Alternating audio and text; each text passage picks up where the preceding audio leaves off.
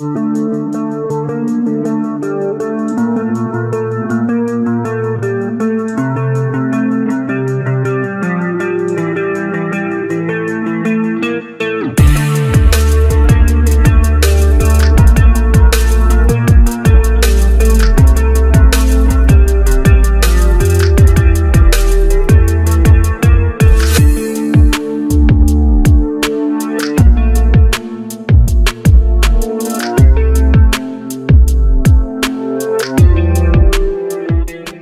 क्या हुआ? वीडियो की शुरुआत में ऐसा कुछ देखना इमेजिन नहीं किया था। वैसे ही ये किसी बहुत दूर की जगह की बात नहीं है। आप जिस भी शहर में हो उसके बाहर कम से कम एक ऐसा लैंडफिल साइट देखने को मिल जाएगा। इस कूड़े के पहाड़ के अंदर plastic bags, bottles, electronic waste, chemical waste और हर वो वेस्ट मटेरियल होगा जो आप इमेजिन कर सकते हो, यहाँ पे वो सब मिलेगा। और इमेजिन करके देखो कि पूरे इंडिया में टोटल ऐसी कितनी सिटीज़ होंगी और उस हर सिटी में ऐसे कितने कूड़े के पहाड़ होंगे। अब इससे पहले कि आप अपना दिमाग कैलकुलेट करने में परेशान करो, आपको मैं बता दूं कि ये दिखाने का पर्पस बस ये था कि इस लेसन को पढ़ाने से पहले आपको इस बात का आइडिया हो जाए कि जो चीज़ आप पढ़ने जा रहे हो वो प्रॉब्लम कितनी बड़ी है और इसे मैनेज करना क्यों इतना ज़रूरी है। तो चलो शुरू करते हैं अभी इस चैप्टर को। और आज के वीडियो में हम पढ़ने वाले हैं चैप्टर वेस्ट मैनेजमेंट।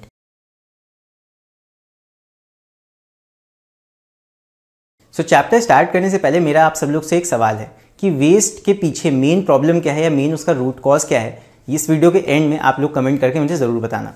आप सोच कर देखो, कोई भी एनिमल मोस्टली कैसा वेस्ट प्रोड्यूस करता है? Plastic, electronic, harmful gases. क्या कोई जानवर ऐसा कुछ वेस्ट प्रोड्यूस करता है? नहीं। कौन है जो एक्चुअल में वेस्ट के लिए रिस्पॉन्सिबल है? एंड यस, इसका पूरा क्रेडिट हम इंसानों को ही जाता है।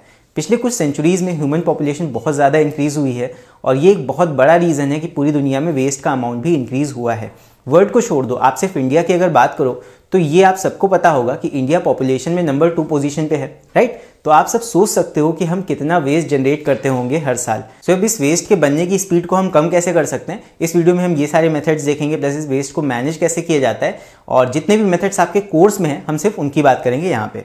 तो पहले तो हम इस बारे में बात कर लेते हैं कि what is the need of waste management. तो पहला तो ये है कि with the increase in human population the amount of waste produce is increase. अब देखा जाए तो नेचर अपने आप ही वेस्ट को रिसाइकिल करती रहती है, लेकिन जिस स्पीड से ह्यूमन बीइंग इंक्रीज हुए हैं उनका बनाया हुआ वेस्ट भी उसी स्पीड से इंक्रीज हुआ है और नेचर इतना जल्दी वेस्ट को रिसाइकिल नहीं कर पाता है। एक सिंपल सा एग्जांपल समझते हैं।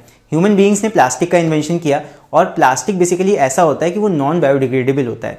जो प्लास्टिक आपने कभी भी यूज़ किया होगा वो आज भी कहीं ना कहीं सॉइल के नीचे दबा पड़ा हुआ होगा।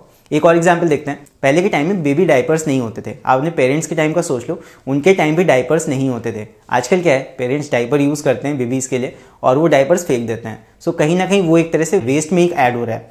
टेक्निकली आप ऐसे समझो, जहाँ भी ह्यूमन कन्वीनियंस आ जाती है वहाँ पे और ज़्यादा वेस्ट प्रोड्यूस होता है। तो जहाँ ह्यूमंस है वहाँ वेस्ट तो होना ही होना है। अब ऐसे बहुत से एग्जाम्पल्स हैं, लेकिन यहाँ पे आपको बस ये बताना था कि ह्यूमन पॉपुलेशन प्लस डेवलपमेंट से वेस्ट कैसे इंक्रीज होता है। नाउ सेकंड रीजन देखते हैं। Second reason is global warming. जब भी ऑर्गेनिक वेस्ट डिकम्पोज होता है उससे कार्बन डाइऑक्साइड और मीथेन गैस रिलीज होती हैं। अब दोनों ही गैसेस ग्रीन हाउस गैसेस हैं, मीन्स ये सन की हीट को अर्थ के अंदर ट्रैप कर लेती हैं, जिसकी वजह से अर्थ का ओवरऑल टेम्परेचर इंक्रीज हो रहा है। एंड इसी प्रोसेस को हम कहते हैं ग्लोबल वार्मिंग। इसकी वजह से पोलर आइस कैप्स मेल्ट हो रहे हैं, जिसकी वजह से हर साल सी लेवल इंक्रीज हो रहा है। अब ऐसे एरियाज जो समुद्र के किनारे लोकेटेड हैं, इसका असर उन पे ज़्यादा होगा और कहीं ना कहीं उनका समुद्र के नीचे डूब जाने का खतरा बढ़ जाता है। अब ग्लोबल वार्मिंग की वजह से और भी बुरे इंपैक्ट होते हैं, जैसे कि पेड़ों का सूख जाना या फिर क्लाइमेटिक चेंजेस होना या फिर इससे बीमारियां भी बढ़ती हैं। ये भी काफ़ी सारे इसके बुरे इंपैक्ट हैं। इसके बाद एक और वेस्ट का इंपैक्ट देखते हैं, which is ozone layer depletion. पहले के टाइम पर क्या होता था कि रेफ्रिजरेंट्स के तौर पे कुछ केमिकल्स का यूज़ किया जाता था, जिनको हम बोलते थे CFCs या क्लोरोफ्लोरोकार्बन्स। ये CFCs अर्थ के ऊपर जाकर ओजोन के साथ रिएक्ट करके उसके मॉलिक्यूल्स को ब्रेक कर देते थे, जिसकी वजह से ओजोन में एक होल भी क्रिएट हो गया था। अब ओजोन लेयर हमें यूवी रेस से बचाती है। सोच कर देखो, अगर यही नहीं होगी तो सन की यूवी रेस अर्थ तक पहुंचकर हमें कितना नुकसान कर सकती हैं। इससे कैंसर, कैटरेक्ट और जेनेटिक डिसऑर्डर भी होने का खतरा रहता है। In fact UV rays marine ecosystem को भी बहुत बुरी तरह इंपैक्ट करती हैं। वेस्ट का एक और बुरा असर देखने को मिलता है, विच इज एसिड रेन। जब सल्फर डाइऑक्साइड और नाइट्रोजन डाइऑक्साइड जैसी गैसेस एटमॉस्फेयर में जाकर रिएक्ट करती हैं एटमॉस्फेरिक मॉइस्चर के साथ, तो ये बनाती हैं सल्फ्यूरिक एसिड और नाइट्रिक एसिड जैसे खतरनाक एसिड्स, और फिर ये बारिश के साथ नीचे आते हैं। एसिड रेन हमारी स्किन के लिए बहुत खतरनाक है और ये सॉइल पे भी बुरा इंपैक्ट डालती है, सॉइल को खराब करती है, हमारी स्किन को ये जला सकती है, और अगर ये ग्राउंड वाटर तक पहुंच जाती है तो ये ग्राउंड वाटर को भी पोल्यूट करती है। कहीं ना कहीं बहुत नुकसानदेह होती है ये। ये तो हो गए वेस्ट एंड पॉल्यूशन के बुरे इंपैक्ट्स। इसके बाद अब हम ये देखेंगे कि इन सब चीज़ों को ओवरकम करने के लिए ह्यूमन बींग्स ने क्या क्या स्टेप्स लिए हैं।